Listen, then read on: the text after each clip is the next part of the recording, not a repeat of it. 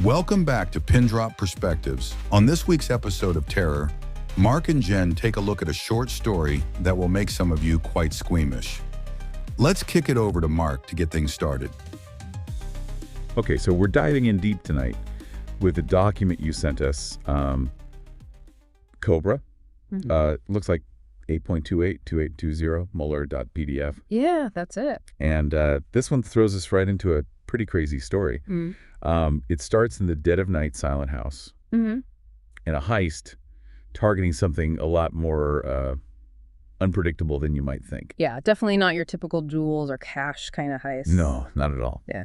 This is the deep dive, and we take the information you give us and break it down into those key insights. And what you've given us here, focusing on this Cobra 8.28.282 document, is a pretty gripping narrative. I have to say tragic, but definitely gripping. We're going to go beyond the surface level details here. You know, this isn't just about a stolen snake collection and some chaos in an apartment complex. Right. We really want to understand like the sequence of events here, the motivations that are revealed along the way, the surprises that kind of led to this huge escalation. Exactly. And by doing that, we're hoping this will give you a much deeper understanding of what actually went down. Absolutely. Yeah. So picture this three guys, Danny, Jay, and Ty. They're sneaking into this large house. It's the middle of the night. Everything's dark. Danny seems to be the leader. He punches in a code, 5354, to disarm the keypad. Okay. And he's got a smaller tool bag with him, while Jay and Ty are lugging around these huge, heavy bags. Interesting. They go straight to this room called the reptile room. And it sounds pretty incredible, like something out of a museum. Yeah. You know, glass cases built into the walls. Yeah. All these different snakes. Pythons, constrictors, even a copperhead. Oh, wow. A copperhead. Those are venomous, right? Yeah, and that's why Ty freaks out right away. He's like, no way, you didn't say anything about poisonous snakes. Understandably so. But then there's this massive tank on the back wall with another smaller enclosure attached to it by a glass partition. Okay, so what's in there? Well, that's where things get really interesting because Danny's very specific about what he wants. He doesn't just say, grab whatever you can. He says, take them all. But then he points out the copperhead in the smaller case and this guy in the big case, which is described as a dark brown snake.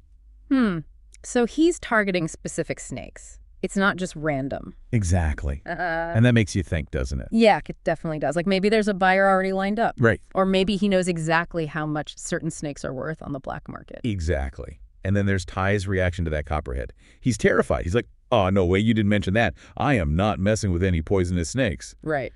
And Danny's trying to calm him down, saying they'll handle the non-venomous ones. Right. So they start bagging up these snakes. Can you imagine trying to wrangle these things into bags? I can't even imagine. They load them into a dark SUV. And there's this one detail that really stands out. The largest bag in the back is moving around like crazy. Oh, that can't be good. Yeah. In hindsight, it's a pretty big red flag. Definitely foreshadowing. They get to this other house. This one has an automatic garage door. And the plan is to move all the snakes to a back room where they can control the temperature. Okay. Ty still refuses to touch the poisonous snakes. So Jay agrees to do it.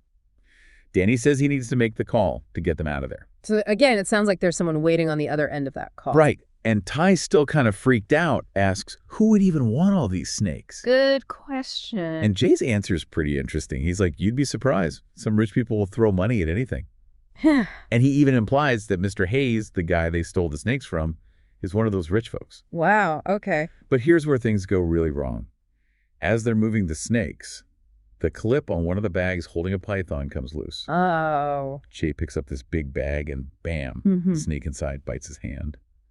Turns out it wasn't a python, it was a cobra. Oh no. Everything just explodes into chaos. Yeah. The bag falls open, the cobra gets out and immediately attacks Jay. He stumbles back, crashes into the garage door, breaking some of the panels, and then it gets even worse for Ty. The cobra, loose and agitated, now blocks Ty's only way out.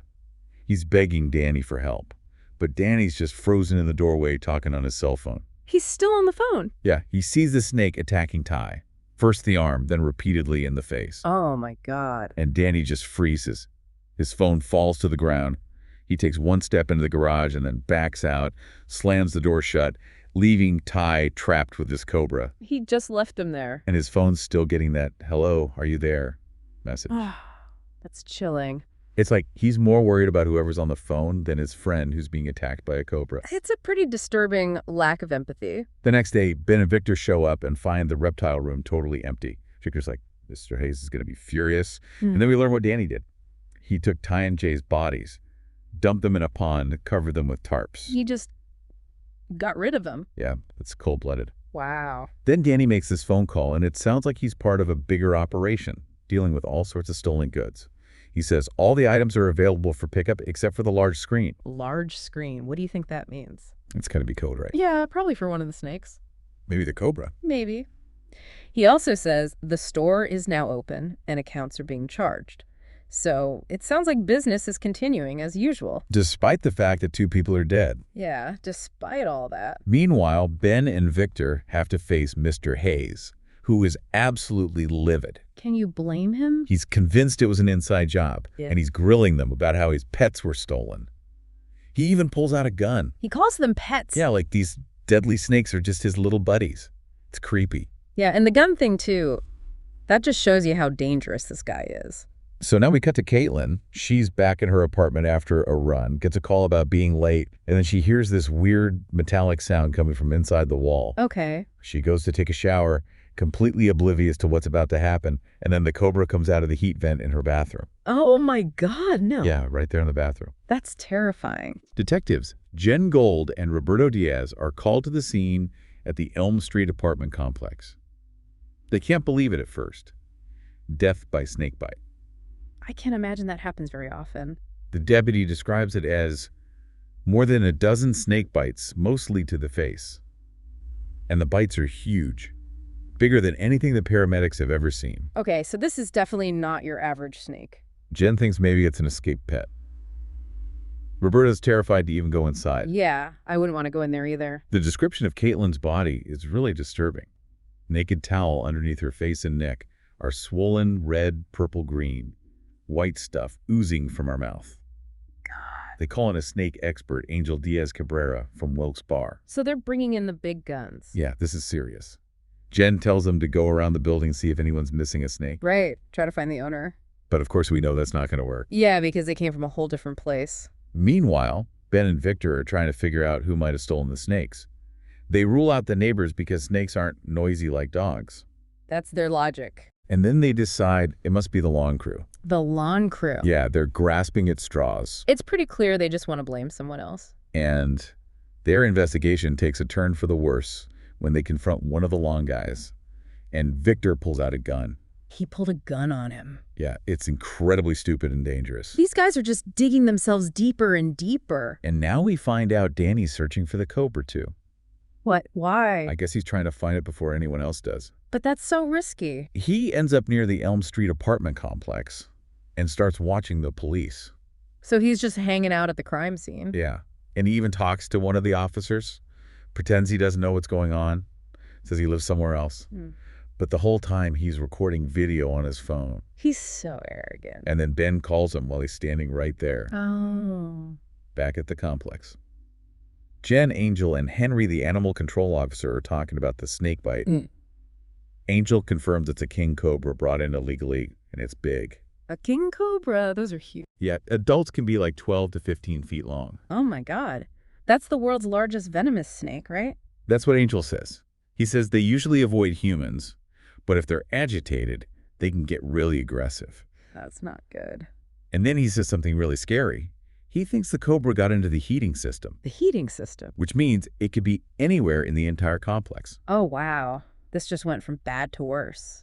Now we've got Ben and Danny meeting up at Gastangia. It's right across the street from the apartment complex. You've got to be kidding me. Danny's trying to act cool, makes up a story about a sales job. He's got probation, making big money. But Ben cuts right to the chase and brings up the stolen snakes. Of course. Danny gets really nervous. Victor blurts out that they stole all the snakes, including the big girl. And then he tells Danny about Hayes' threats and the deadline. Midnight. Yeah, and Ben ropes Danny into helping them find the snakes. Yeah.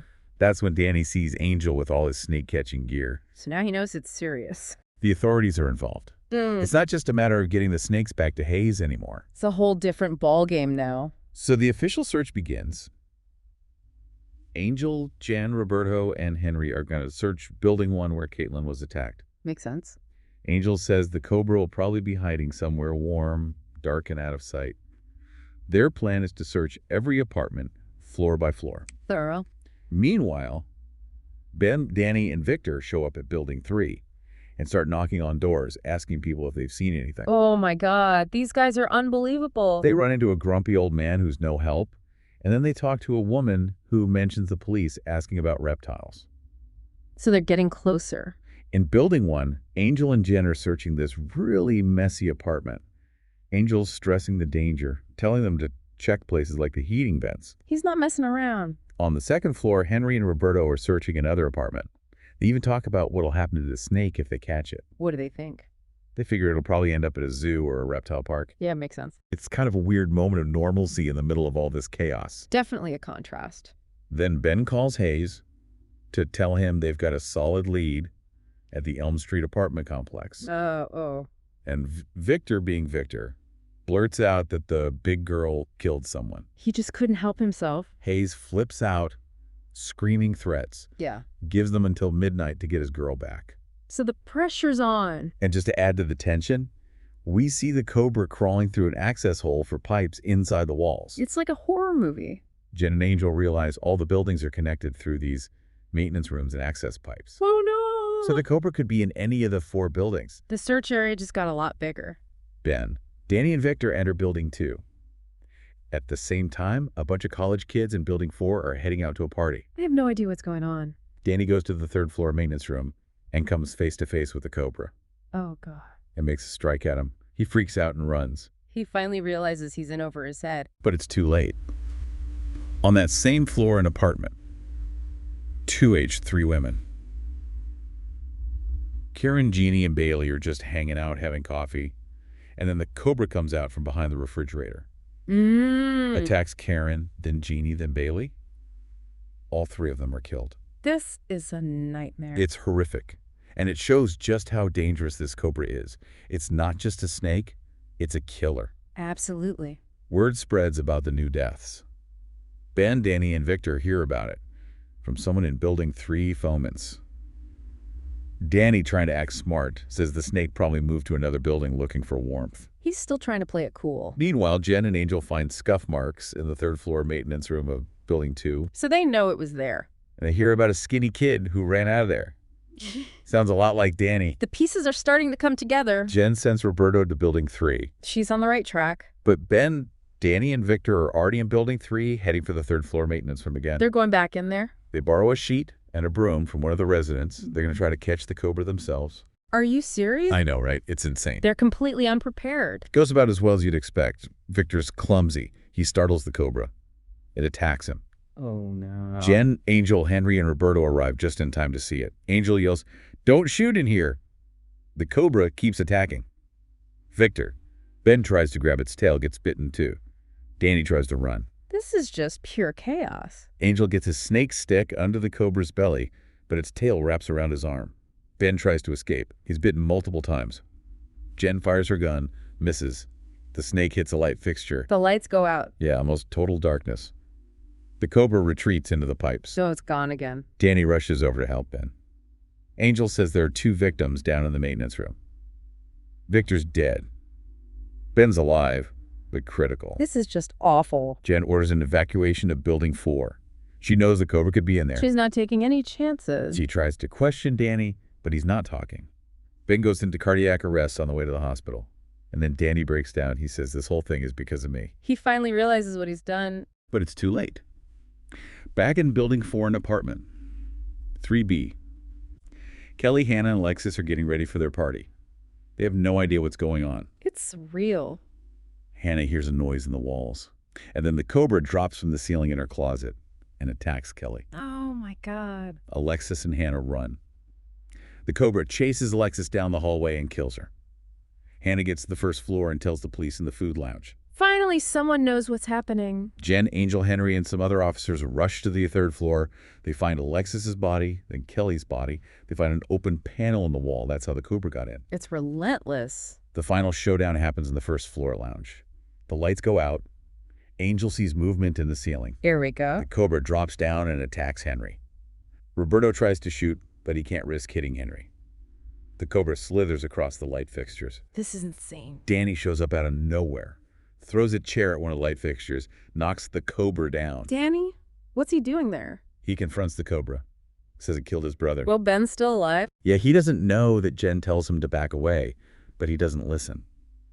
The Cobra bites him. No. Danny yells at them to shoot it. He says he's dead already. Oh my God. Jen, Roberto, and the other officers open fire. They kill both Danny and the Cobra. It's over. The partygoers outside start cheering. They have no idea what just happened. It's a strange juxtaposition. Angel checks the Cobra, and he finds out it was female. Female? He thinks that might explain why it was so aggressive. Yeah. Maybe maternal instincts. Protecting its young. Maybe Roberto says a prayer for Henry, who was also killed. It's a tragedy all around. So many lives lost. Innocent residents, the thieves, and then Danny in the end. And it all started with stealing some snakes. The thing about the Cobra being a mother, it really makes you think, doesn't it? About the power of nature and the consequences of messing with it. Definitely. And the fact that Hayes is still out there making calls, it makes you wonder what else is going on. It's a reminder that sometimes our actions have ripple effects. We might not even realize how far they reach. Thanks for joining us for this episode of Pindrop Perspectives. If you enjoyed the podcast and want to read Cobra, you can find it in the short story collection, Nothing to Fear, by Thomas Muller, available on Amazon in paperback and free to read in Kindle Unlimited. Next week, we dive into a lichen tale that's morally ambiguous below the surface. Until then, remember, keep your perspective open. Artificial intelligence was used to assist in generating audio content for this episode.